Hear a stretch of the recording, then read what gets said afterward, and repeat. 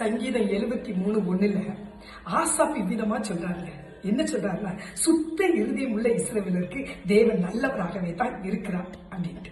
அதுக்கு அடுத்த வசனத்தை சொல்றாரு, ஆனாலே என் கால் சற்று சரிக்கிட்டு அப்படின்பதாக.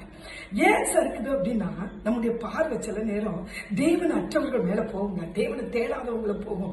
அவங்க எல்லாம் நல்லதானே இருக்காங்க, அவங்க நினைச்சது நடக்க, அவங்க காரியம் எல்லாம் நல்லதானே எல்லாம் முடியுது, நான் தானே இரவும் பகலும் கர்த்தாவே கர்த்தாவேன்னு கூப்பிடுறேன், எனக்கு தானே இவ்வளவு கஷ்டம் அப்படின்னு அவங்கள பார்க்கும்போது நம்ம கால் சற்று சரிக்கிறோம்.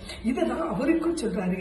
எப்ப என் கால் சரிக்கிட்டுனா, நான் அவர்களுடைய துன்மார்க்குடைய வாழ்வை பார்த்தேன், அவன் இருக்கிற நிலைமையை பார்த்தேன், உடனே என் கால் கொஞ்சம் சரிக்கிட்டு அப்படின்னு அவர் சொல்லும் போது சொல்லதுக்கு முன்புதான் சொல்றாரு, ஆனால் சுத்த இருதயம் உள்ளவர்களுக்கு தேவன் நல்லவராகத்தான் இருக்கிறார். அந்த 73 சங்கீதம் நீங்க முழுவதையும் வாசித்து பாருங்க. துன்மார்க்குடைய வாழ்வையும் அங்கே சொல்லப்பட்டிருக்கு, அவனுடைய முடிவையுமே என்ன செய்து சொல்லப்பட்டிருக்கு. அவர்களுடைய முடிவை பார்க்கும்போது அவன் சொல்றான், அவங்க சறுக்கலான பாதையில் நிற்காங்க, எப்ப விழுவாங்கன்னு தெரியாது சூழ்நிலை. ஆனா நாம அப்படி கிடையாது, நாம சறுக்கும் போது நம்மை தாங்குகிற ஒரு தேவன் உண்டு. உலகம் சொல்லும் நல்லவங்களுக்கு காலம் இல்லை அப்படின்னு, ஆனா வேதம் அப்படி சொல்லலைங்க. சுத்த இருதயம் உள்ள உனக்கு, நல்லவனாகிய உனக்கு நிச்சயமாக ஒரு வாழ்வு உண்டு, நிச்சயமாக கர்த்தருடைய ஒரு துணை உண்டு, நிச்சயமா கர்த்தருடைய பாதுகாப்பு உண்டு.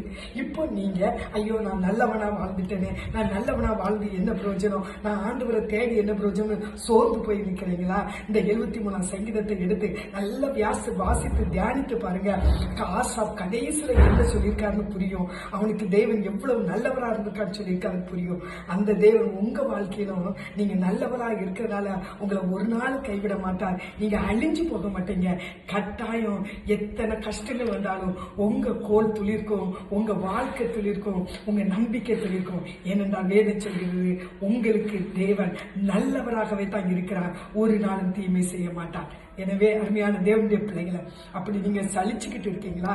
இன்றைக்கு நீங்க அதை எடுத்துட்டு எழும்புங்க. கர்த்தர் உங்க வாழ்க்கையில் நல்லவராக இருக்கிறத காண்பீங்க.